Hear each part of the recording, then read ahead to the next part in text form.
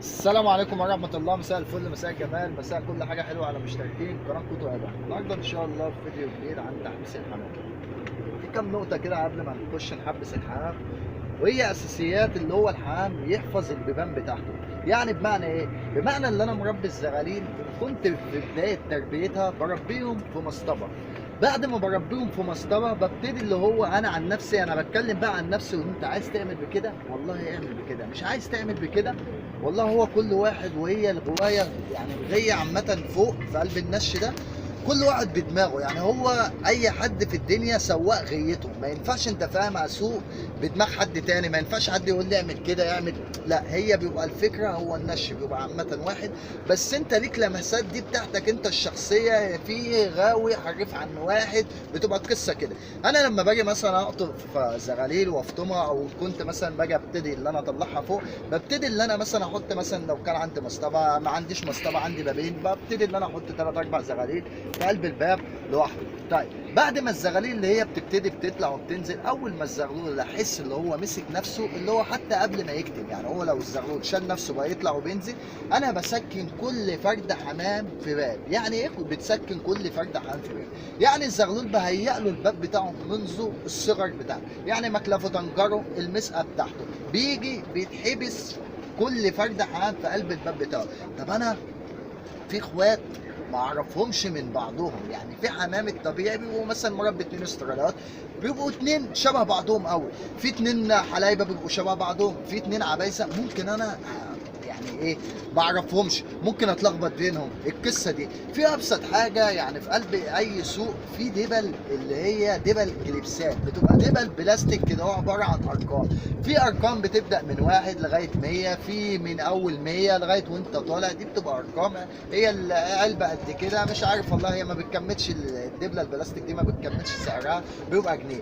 ممكن اللي انا البس الدبل دي في رجل فرد الحمام، بحيث انا بكلمك لو واحد مش عارف الحمام، بس طبيعي اللي هو واحد بيبقى غاوي جامد، الطبيعي اللي هو بيحفظ شكل الحمام بتاعه. يعني انا حتى لما انا باجي اسكن الحمام بتاعي بسكنه، ببقى انا اللي مسكنه بايديا، انا اللي بحفظه الباب بايديا انا، فبتلاقي مع الوقت الحمام بتفتح له البيبان، بتلاقي كل واحد بيخش الباب بتاعه. طيب انت ممكن تجيب الكليبسات دي، واللي انا مثلا عامل 10 بيبان، بدبل اللي هو مثلا كل من اول 1 لغايه 10، وبيبتدي الحمام كل يوم بتسيبه اللي هو بتكلفه مثلا على الارضيه، بيبتدي الزغلول يطلع. النهارده طلع هو مثلا واخد باب راس من فوق كده اهو، ممكن تلاقي الباب اللي تحتيه، ممكن تلاقي الباب الراس اللي جنبيه، بيبتدي الحمام انا اخدهم مثلا، لان الزغلول لازما ان انت مثلا ممكن بتاخده تحطه كده اهو في قلب الباب مع الوقت.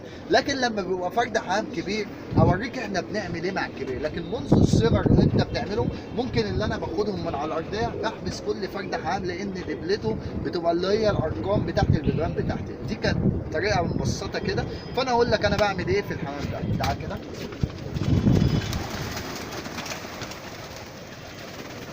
ادي عن نفس الحمام اهو، بكون قافل البيبان بتاعته. ببتدي اعمل ايه؟ ببتدي افتح البيبان اهي،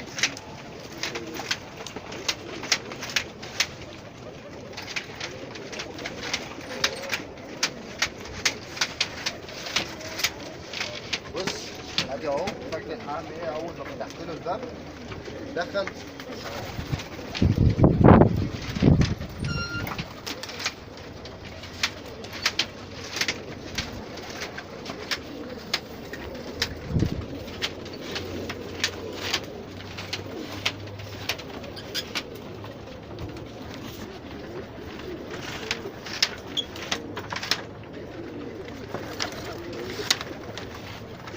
عايز ورا كده عشان خاطر الحمام ده.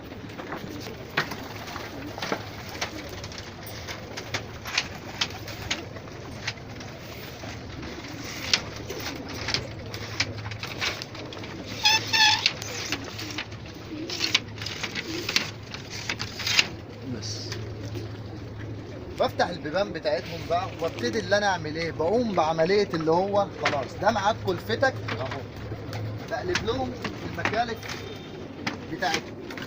انا عن نفسي اللي انا بعملها اهو، يلا ميعاد اكلك دي.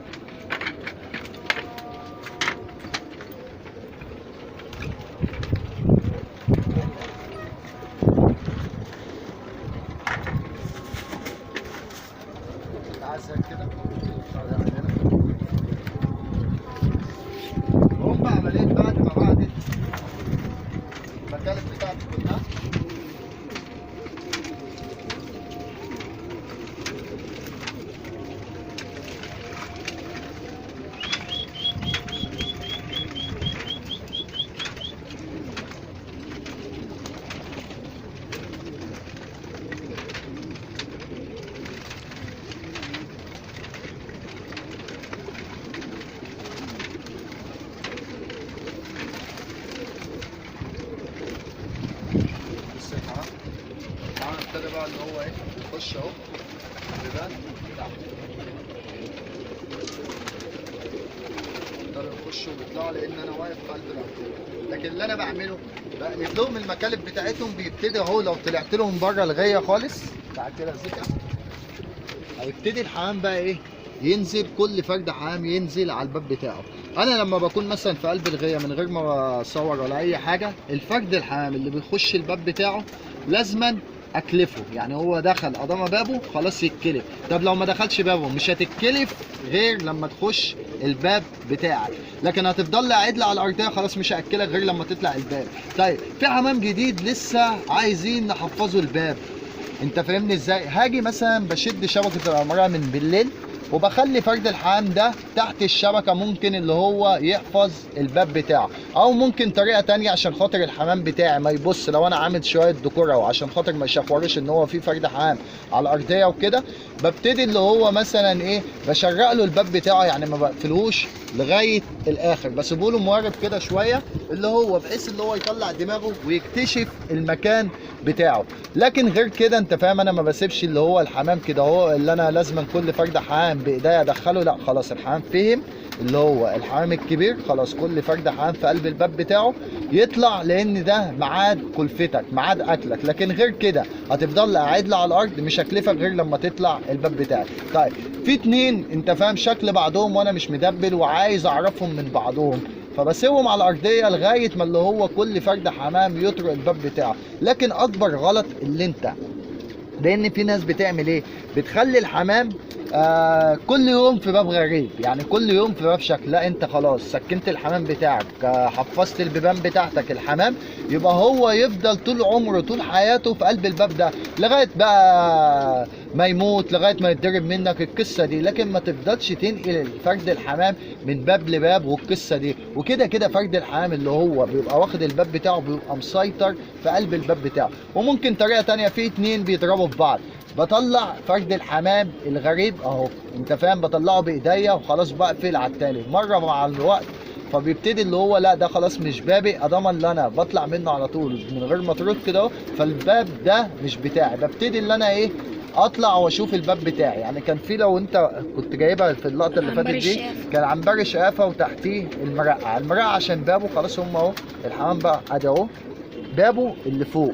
الاسترالي ده مش بابه، هيبتدي عمليه ايه بقى دلوقتي؟ الشقافه هيفضل يجعر وده هيفضل يجعر لغايه ما يجي انت فاهم لو الشقافه مسيطر في قلب بابه هيطلع فرد الحمام ده. لكن يا عيني لو ايه على قده كده وخيبان، ففرد الحمام هو اللي هيضربه ويطلعه من الباب بتاعه. دي كانت نقطة كده اللي هو تحفيز البيبان الحمام.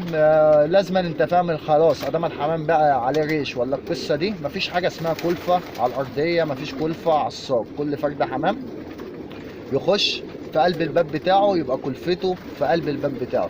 ده كانت الطريقه كده اللي هو، لان انا لو دلوقتي لو دخلت قفلت على الحمام ده هيبتدي الحمام بقى يطلع وكده والدنيا قربت تغمق خلاص.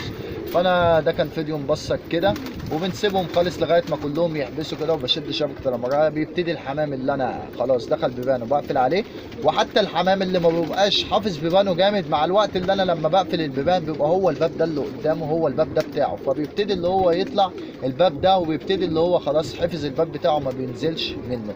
ادي الشقافه اهو طلع الباب بتاعه، والاسترالي دخل الباب اللي جنبيه، وادي الفول اهو.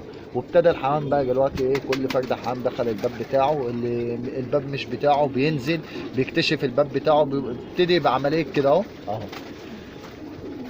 ادي الشقافه يعني لا حول ولا قوه، كل ما يخش باب يضربوه، بس هو بابه اللي هو دخل فيه الاسترالي ده، والاسترالي ده الباب اللي جنبه. فانا كده كده بطلع الاثنين وكل فرد حمام بيطرق الباب بتاعه. ده كان فيديو اللي هو بتاع تحبيس الحمام، فاتمنى تكون اللي انت المعلومه وصلت لك سهله ومبسطه.